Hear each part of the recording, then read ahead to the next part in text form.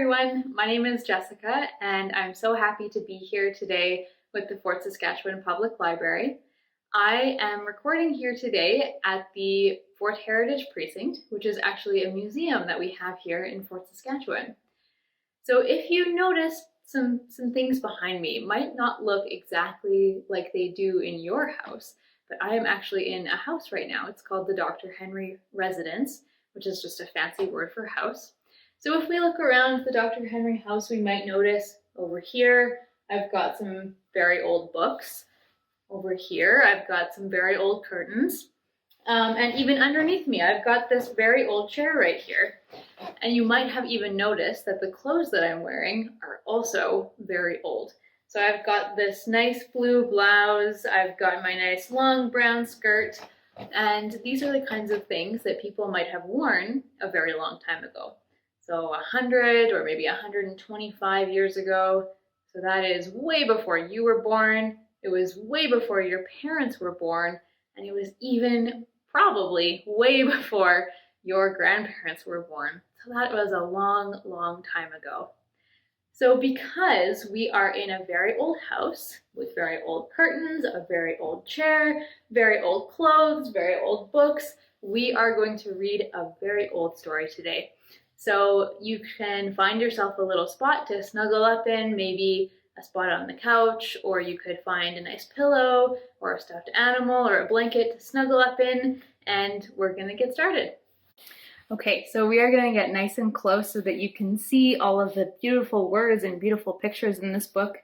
So this book is called The Tale of Tom Kitten. So let's see what it's about.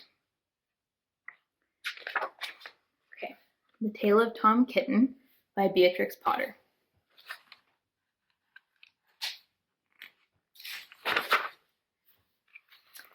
Once upon a time, there were 3 little kittens, and their names were Mittens, Tom Kitten, and Moppet. They had dear little fur coats of their own, and they tumbled about the doorstep and played in the dust. You see the picture there of the little kittens playing? Pretty cute. But one day, their mother, Mrs. Tabitha Twitchit, expected friends to tea. So she fetched the kittens indoors to wash and dress them before the fine company arrived. First, she scrubbed their faces. This one is Moppet. You see Moppet getting his faces scrubbed.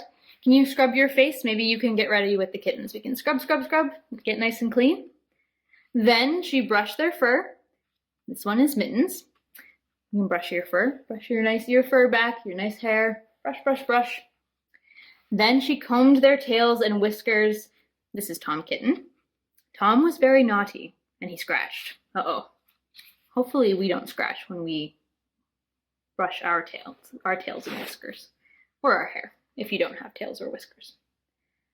Mrs. Tabitha dressed Moppet and Mittens in clean pinafores and tuckers, and then she took all sorts of elegant, uncomfortable clothes out of a chest of drawers in order to dress up her son, Thomas. What do you think? Does Thomas look happy about that? I'm not sure. I'm not sure that he does. Tom Kitten was very fat, and he had grown. Several buttons burst off. His mother sewed them on again. That was nice of her. When the 3 kittens were ready, Mrs. Tabitha unwisely turned them out into the garden to be out of the way while she made hot buttered toast. Now keep your frocks clean, children. You must walk on your hind legs. Keep away from the dirty ash pit and from Sally Hennypenny and from the pigsty and the puddle ducks. Moppet and Mittens walked down the garden path unsteadily. Presently they trod upon their pinafores and fell on their noses. Oh dear. When they stood up, there were several green smears. Oh no. Do you think Mother wanted that to happen, Mrs. Tabitha? I'm not sure she's going to be happy about that. Let us climb up the rockery and sit on the garden wall, said Moppet. They turned their pinafores back to front and went up with a skip and a jump. Moppet's white tucker fell down into the road. You see there? Does that look like they're getting into trouble? I think they might be.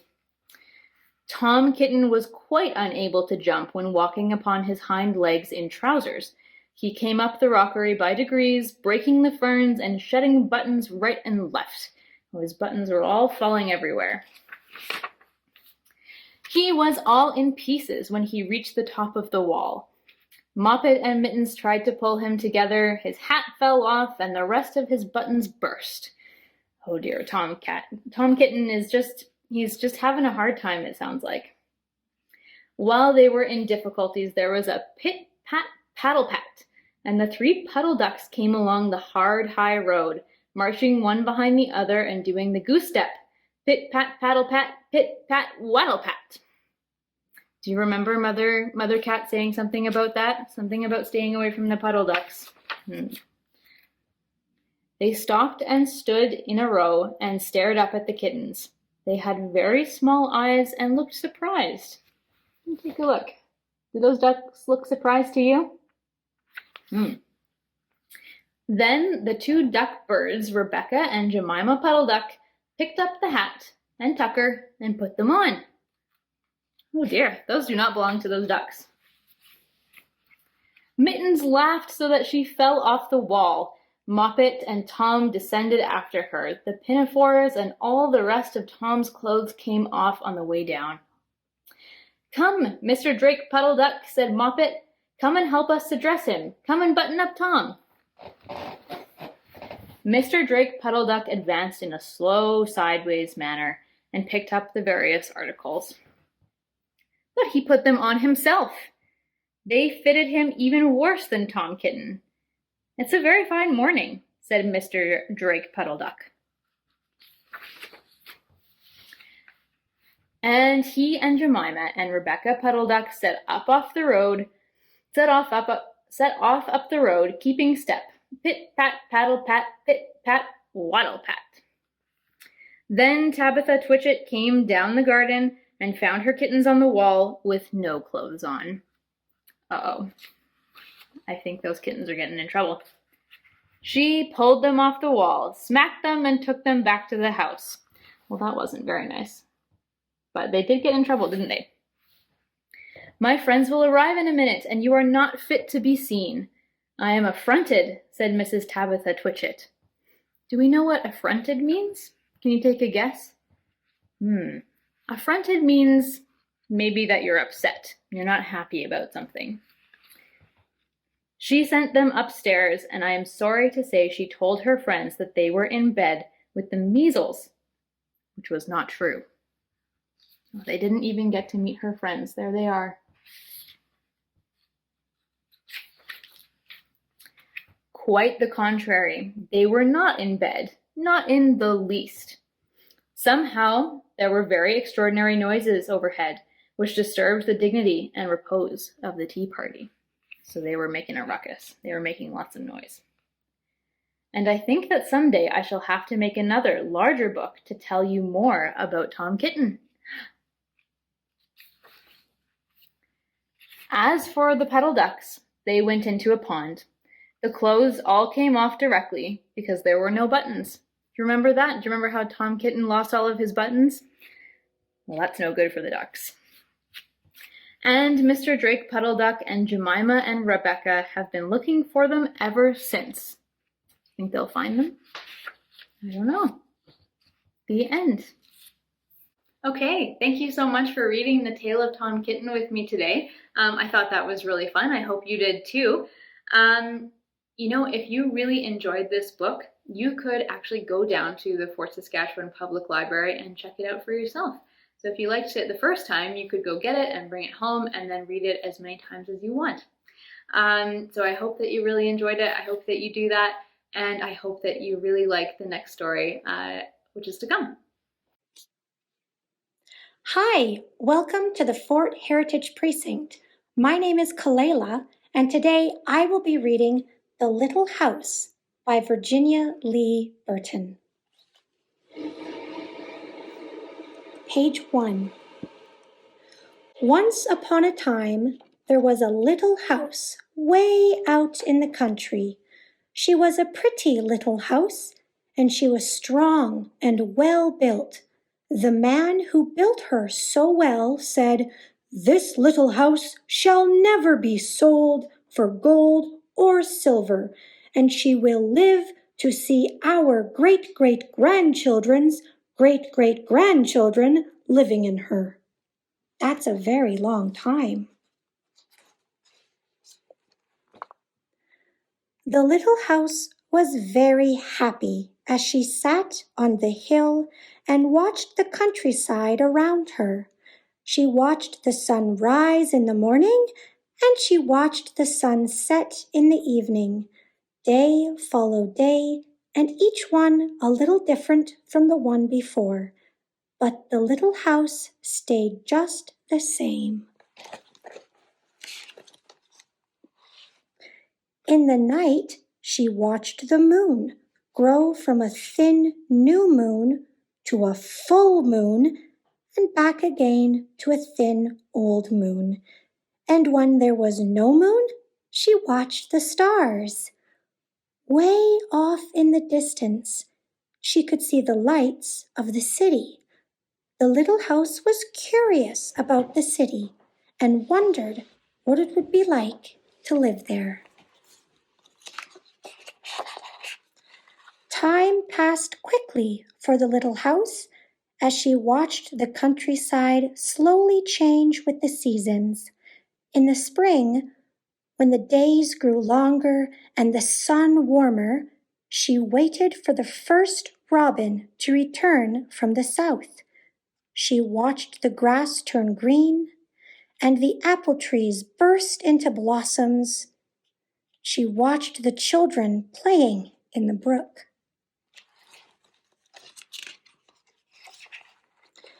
In the long summer days, she sat in the sun and watched the trees cover themselves with leaves, and the white daisies covered the hills.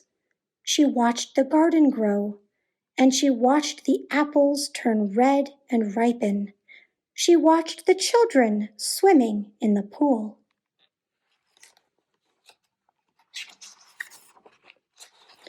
In the fall, when the days grew shorter and the nights colder, she watched the first frost turn the leaves to bright yellows and oranges and reds. She watched the harvest gathered and the apples picked. She watched the children going back to school.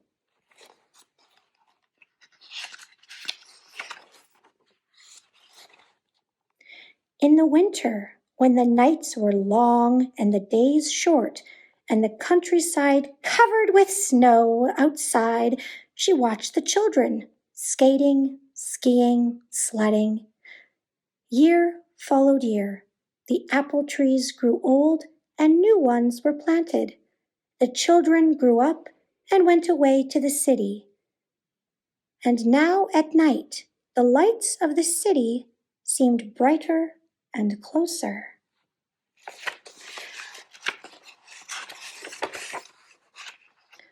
One day, the little house was surprised to see a horseless carriage coming down the country road.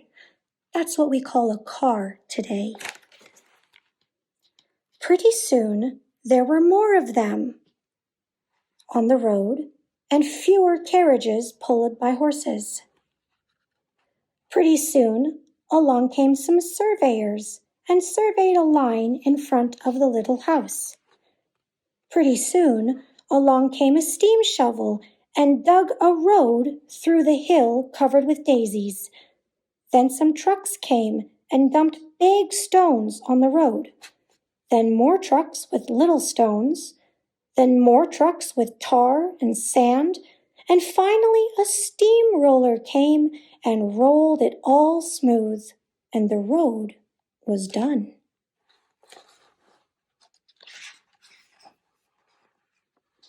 Now the little house watched the trucks and automobiles going back and forth to the city. Gasoline stations, roadside stops, and small houses followed the new road. Everyone and everything moved much faster than before.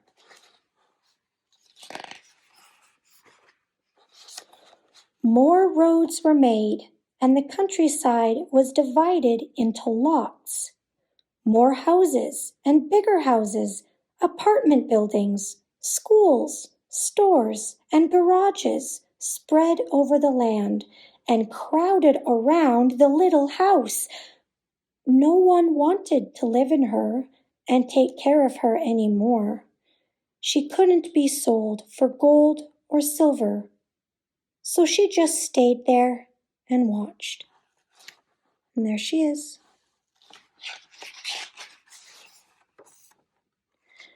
Now it was not quiet and peaceful at night. Now the lights of the city were bright and very close, and the street lights shone all night. This must be living in the city, thought the little house, and wasn't sure whether she liked it or not. She missed the field of daisies and the apple trees dancing in the moonlight. Pretty soon, there were trolley cars going back and forth in front of the little house. They went back and forth all day and part of the night. Everyone seemed to be very busy, and everyone seemed to be in a hurry.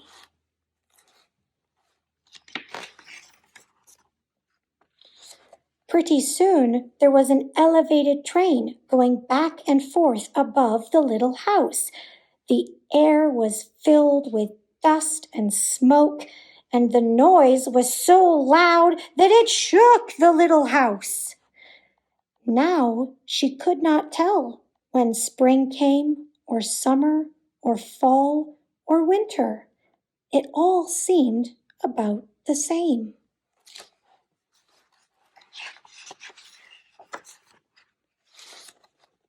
Pretty soon, there was a subway going back and forth underneath the little house. She could not see it, but she could feel and hear it. People were moving faster and faster. No one noticed the little house anymore. They hurried by without a glance.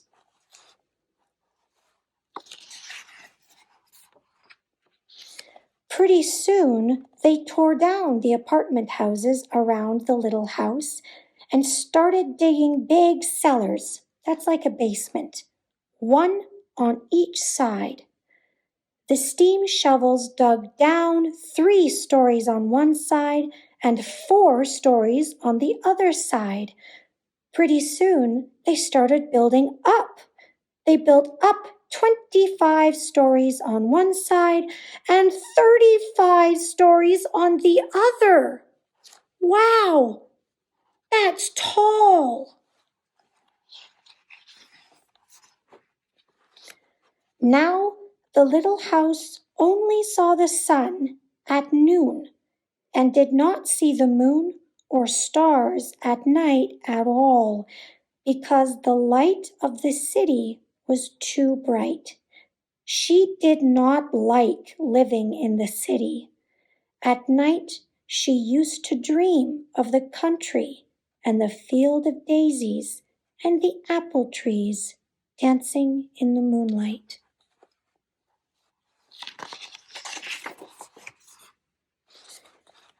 Then one fine morning in spring, along came the great-great-granddaughter of the man who built the little house so well.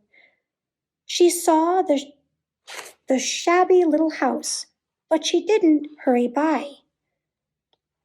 There was something about that little house that made her stop and look again. She said to her husband, "That little house looks just like the little house my grandmother lived in when she was a little girl. Only that little house was way out in the country on a hill covered with daisies and apple trees growing around." So there she is, pointing at the little house. They found out that it was the very same house.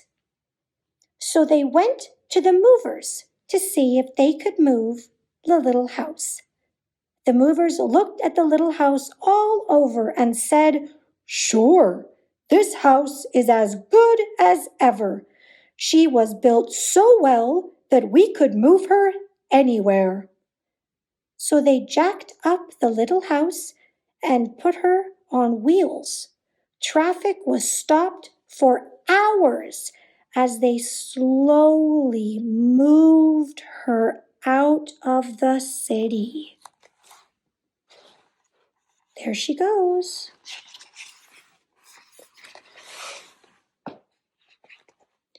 At first, the little house was frightened, but after she got used to it, she rather liked it.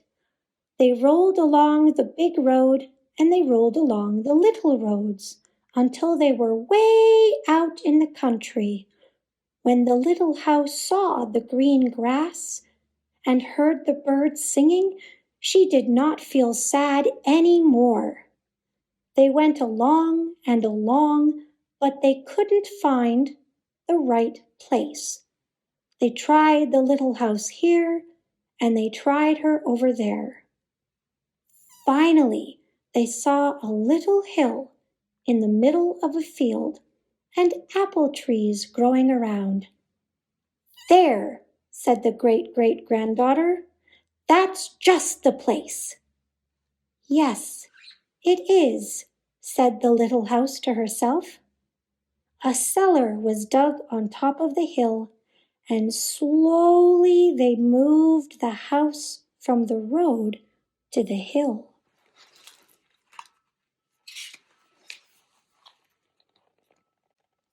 The windows and shutters were fixed, and once again they painted her a lovely shade of pink.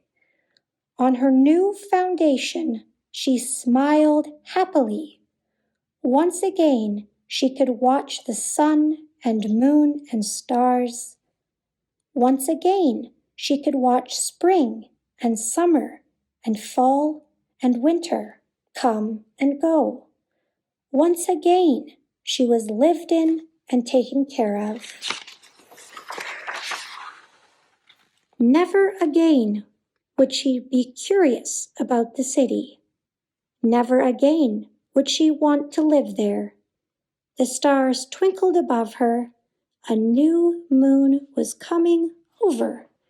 It was spring, and all was quiet and peaceful in the country. The end.